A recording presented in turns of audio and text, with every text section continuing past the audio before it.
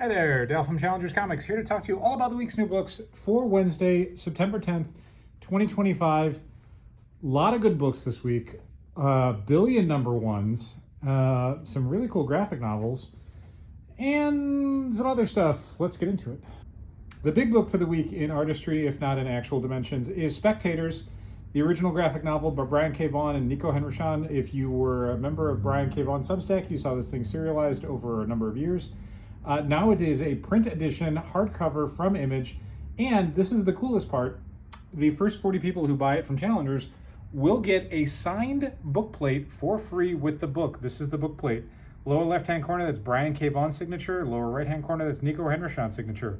This is for the first 40 people. After that, it's gone. We'll still be able to get Spectators, but if you want the book plate, which I can't think of a time that Brian K. Vaughan has done a book plate for any of his books, now is the time to get it. People who pre-ordered it have a copy waiting for them with the book plate. But if you did not pre-order it, I would recommend getting a copy soon if you want the book plate. It is also a very, very cool graphic novel. It's hard to describe, like a lot of Brian K. Vaughan stuff. It straddles the line between kind of supernatural horror and also science fiction. But just a very cool, sprawling story. It starts in the modern day and goes into the distant future. It's very cool. Comics-wise, like I said, a million number ones. This is a number one, but it's also the first of two number ones that will come out for this series because Marvel's publishing it. This is X-Men of Apocalypse Alpha. These are the Age of Apocalypse X-Men characters fighting for the right for their dimension to exist by combating the Marvel Universe. That's by Jeff Loeb, who worked on the original series. Art by Simone DeMeo. We have a Joe Mad cover on the right. Red Hood gets the Nightwing treatment. Jason Todd finds a new city to call his own, teams up with the Huntress. It's a gritty, mature readers crime drama featuring the Red Hood. Speaking of mature readers, superheroes who shoot people with guns, it's The Punisher, Red Band. Ben Percy is writing this. Julia Soda is the artist. It is a new miniseries. It is Frank Castle back as the Punisher. A lot of mysteries in this issue. Very cool villain he goes up against. It is Red Band. It's bagged, which means expect a whole bunch of violence. Speaking of a whole bunch of violence, it's Murder Podcast. It's the brand new series from brand new publisher, Ignition Press. Written by Jeremy Hahn, art by Mike Tisserand. Jeremy's cover on the left, Mike's cover on the right. It is about a murder podcast. Speaking of podcasts, no, not really. This is the Undead Iron Fist. It's a new miniseries where Danny Rand, previously dead and not Iron Fist anymore, is now undead and Iron Fist again. I thought this was actually really fun.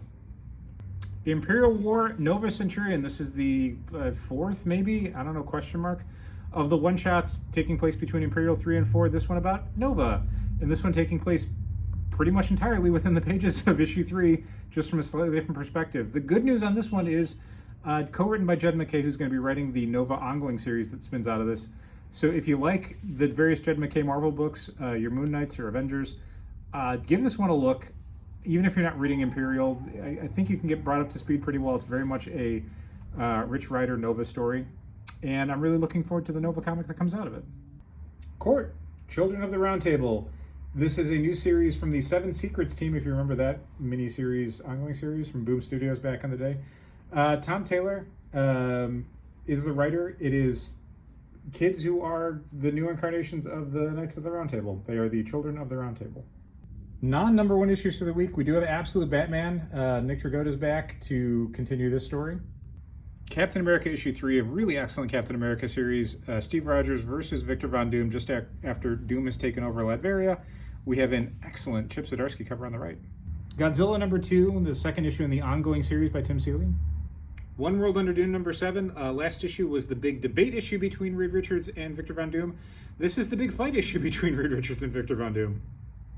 Supergirl number 5. 2 short stories featuring the Super Pets.